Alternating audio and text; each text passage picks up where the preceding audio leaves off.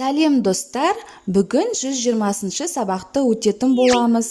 Міндетті түрде каналымызға подписаться батырмасын басып, жазылып алыңыздар. Сіздер үшін пайдалы басқа да сабақтар шығып отырады. 5-ші жаттығу мәтінді оқы. Анаға құрмет. Аналар күні қарсаңында біздің отбасымыздағы балалардың үлкені Асқар аналар күні жақындап қалды. Анамызға сыйлық даярлайық деп ұсыныс жасады. Анамызға беретін сыйлықты өзіміз қолдан жасайық дедім. Асқар мектеп шеберханасынан үлкен қондырғы жасап әкелді.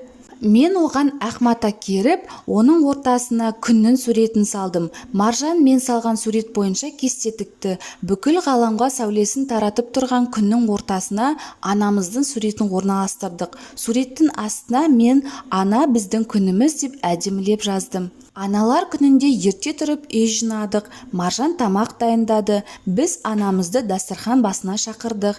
Анашым, мерекеңіз құтты болсын дедім күлімдеп. Біз сізді жақсы көреміз деп Асқар анамызды құшақтады. Маржан сыйлығымызды ұсынды. Ананы құшағымызға алып сүйдік. Аналар мерекесі қашан тойланады? Аналар мерекесі 8 наурызда тойланады. Мәтін кейіпкерлері аналарына қандай сыйлық дайындады? Мәтін кейіпкерлері аналарына қолдан кестеленген күннің және аналарының суреті бар картина ұсынды. Өзің анаңа қандай сыйлық жасайсың? Анам қолдан жасалған бұйымдарды өте қатты ұнатады. Сондықтан әдемі салынған сурет, қолдан жасалған мүсіндер, кестелі орамал сыйлаймын. Мәтіннің анаға құрмет деп аталу себебін дәлелде. Мәтіннің анаға құрмет деп аталу себебі 8 наурыз аналар күніне балалары сыйлық жасады. Үй жұмыстарын өздері атқарып, дәмді тамақ пісіріп беріп қуантты. Мәтіннен қаратпа сөзі бар сөйлемді тауып жаз. Мәтіндегі қаратпа сөзі бар сөйлем «Анашым, мерекеңіз құтты болсын» дедім күлімдеп. Бұл жерде қаратпа сөз «анашым» сөзі. 6-шы жаттығу өлеңнің тиісті тыныс белгілерін қойып, көшіріп жаз. Ана біздің күніміз, ананың біз гүліміз. Ұландарды қуантып, ұзақ өмір сүріңіз. 7-ші жаттығу ашық хат мәтіні бөліктерінің сұрағы мен сөзін сәйкестендір. Кімге арналады? Немен құттықтайды? Қандай тілек жазылады? Тілек білдіруші кім? Қаратпа сөз қымбатты, аса қадірлі, туған күніңмен, мерекеңізбен құттықтаймын, денсаулық, күш-қуат, өмір тілеймін, ізгі ниетпен деген осы үлгі бойынша жазылу керек. Туыстарыңа немесе досыңа ашық хат жаз. Жазған ашық хаттың туралы жұбыңмен ой бөліс, өзара тексер.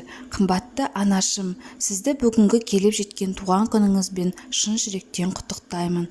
Деніңізге саулық, мықты күш-қуат, ұзақ өмір тілеймін, ізгі ниетпен ұлыңыз Ернияз. 8-ші жаттығу суреттер бойынша сөйлемдер құрастыр.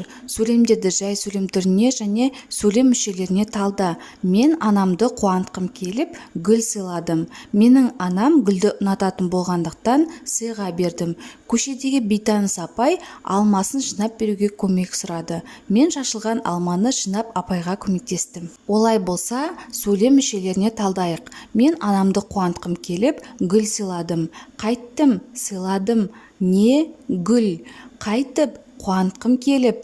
Кім? Мен. Кімді? Анамды. Менің анам гүлді ұнататын болғандықтан сыйға бердім. Қайттым, сыйға бердім. Неліктен? Ұнататын болғандықтан. Кім? Анам. Нені? Гүлді. Кімнің анасы? Менің анам. Көшедегі бейтаныс апай алмасын жинап беруге көмек сұрады. Не істеді? Жинап беруге көмек сұрады. Кім? Апай. Несін жинап беруді? Алмасын жинап беруді.